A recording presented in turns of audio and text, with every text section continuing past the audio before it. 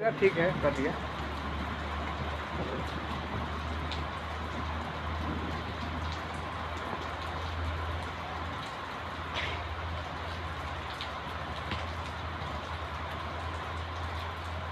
Sir, Manipur जल रहा है, क्या कहेंगे? दरअसल मणिपुर में बहुत बड़ी साजिश रची गई है। अडानी को कम से कम कई 100 हेक्टेयर ज़मीन देनी है, इसलिए रचना रची गई है।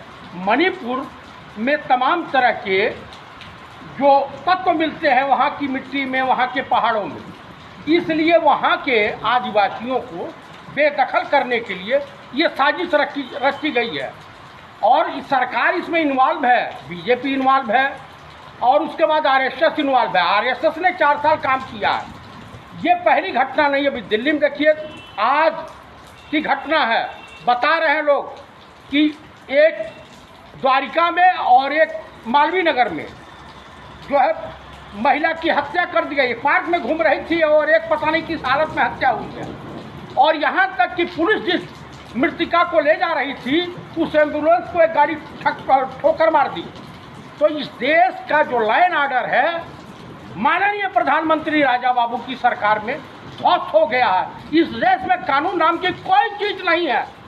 जिस देश का प्रधानमंत्री राजस्थान जा करके अनाप शनाप बकवासबाजी कर रहा हो, मणिपुर में बोलने पर इनकी हालत खराब हो जाती है। देश की अर्थव्यवस्था और बेरोजगारी पर बोलने पर इनकी हालत खराब हो जाती है। देखिए, आरएसएस या भाजपा मान लो, जितने लोग हैं उन लोगों को कभी भी महिलाओं से कोई मतलब क्या मतलब, हम महिलाओं का ही सम्मान करना चाहते ही नहीं। इन्हीं का सांसद है मनोज तिवारी।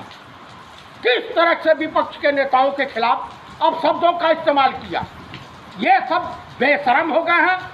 आने वाले लोकसभा चुनाव में इंडिया गठबंधन से इतने भयभीत हो गए कि जिसकी कल्पना नहीं की जा सकती है। उसके लिए प्रस्ताव लाए हैं कि इंडिया गठबंधन नाम न रखा जाए। तो अगर इंडिया गठबंधन नाम न रखा जाए तो विपक्ष के सांसदों की जिम्मेदारी बनती है कि वो भारतीय जनता पार्टी भारतीय न रखा जाए। क्या मतलब है? तुम राष्ट्रवादी हो, तुम्हारे वहाँ ISI के एजेंट मिलते हैं, तुम्हारे वहाँ आतंकवादी पलते हैं। इनका आरएसएस का जो संगठन है ये आतंकवादियों का संगठन है। हाँ, ये काम के लिए माननीय प्रधानमंत्री नरेंद्र दामोदर दास मोदी और राजा बाबू को मैं बधाई देना चाहता हूँ, शुभकामनाओं सहित हार्दिक बधाई देता हूँ कि जिस पंडित राहुल गांधी को करोड़ों रुपया खर्चा करने के बाद मीडिया चैनल नहीं दिखाता, उनका नाम ले लेकर के आज हिंदुस्तान, भारत, इंडिया, आर्यव्रत के घरों तक, आज गांव के किसी भी गरीब गुरबे से पूछ लीजिए, चट्टी चौराहे पर पूछ लीजिए, वो राहुल गांधी को जानता है कि ये सज्जन आदमी है, ईमानदार है और इनके परिवार ने कुर्बानी दी है। इस देश बनाने में पंडित नेहरू को आधुनिक भारत का निर्माता कहा जाता है और इनकी दादी ने जो त्याग दिया है, इनके पिता ने जो त्याग किया है, देश हमेशा उसका ऋणी रहेगा। पंडित नेहरू के रास्ते को अपनाते हुए, उनके द्वारा सुझाए गए मार्गों पे चलते हुए पंडित राहुल गांधी कन्याकुमारी से कश्मीर तक और उसके बाद जो है पोरबंदर से लेकर के यहाँ अरुणाचल तक की यात्रा ये करने के लिए कटिबद्ध है। लेकिन भाजपा आरएसएस इतनी भयभीत है कि इस यात्रा में भी बाधा उत्पन्न करेगी। ये कोई भी घटना को अंजाम दिला सकते हैं। आने वाले लोकसभा चुनाव को देखते हुए मैं देशवासियों से अनुरोध करूंगा कि कृपया भाजपा और आरएसएस से आप लोग सावधान रहें।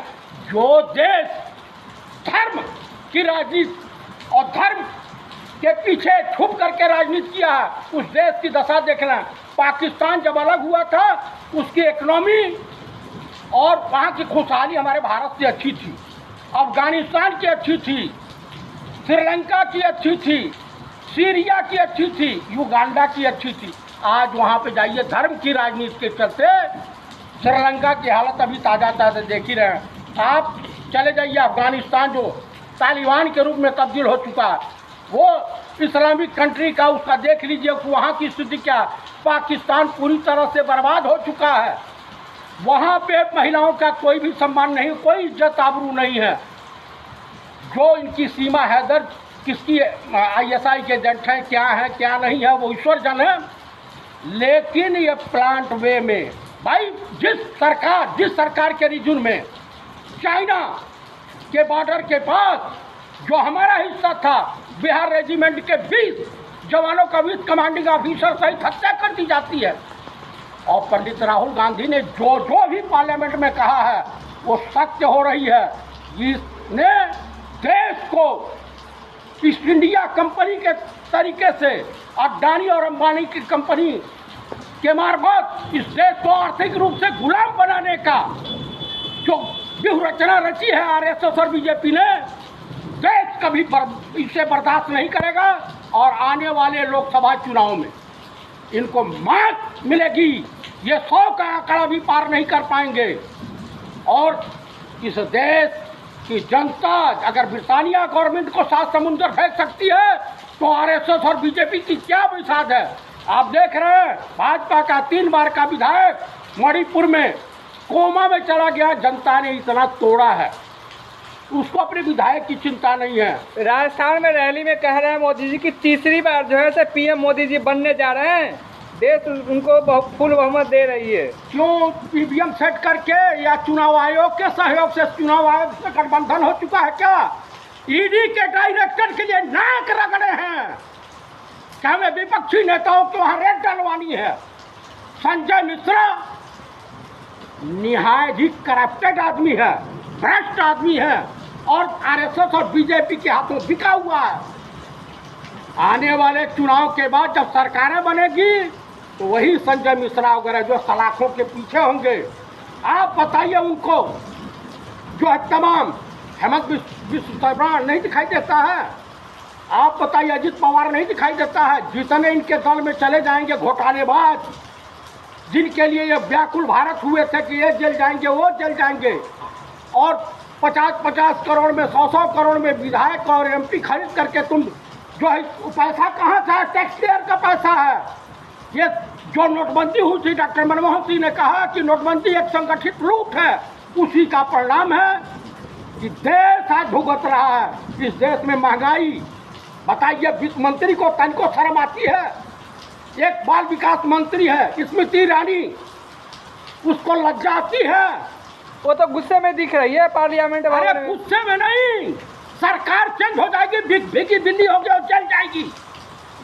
इसके भी करप्शन का रिकॉर्ड नापा जाएगा कि तेरे पास इतनी संपत्ति आई कहाँ से, कौन सी तुम फैक्ट्री चलाती हो, कौन सा उद्योग धंधा करती हो, पता में। ये कह रहे तो है कि बंगाल में भी ऐसा हुआ, राजस्थान में हुआ, मध्य प्रदेश में घटना हुआ तो कुछ नहीं हुआ, और यहाँ पर तुल विपक्षी दे रही है। मणिपुर के तरह से पुलिस के कोसों से हथियार लूटे गए हैं, वहाँ पे नग्न स्त्रियाँ टालाई गई हैं, वहाँ पे सैकड़ों कई 100 लोग मारे गए हैं। उस तरह से बंगाल, बिहार, झारखंड, छत्तीसगढ़ या राजस्थान में घटना घटी है, वहाँ का लाइन ऑर्डर खराब है। जिस तरह से मणिपुर का हुआ है, मिजोरम का हुआ है, मेघालय में मुख्यमंत्री के ऊपर प्राणघातक हमले हुए हैं। आप बता दीजिए कि ये घटना बेहद निंदनीय है।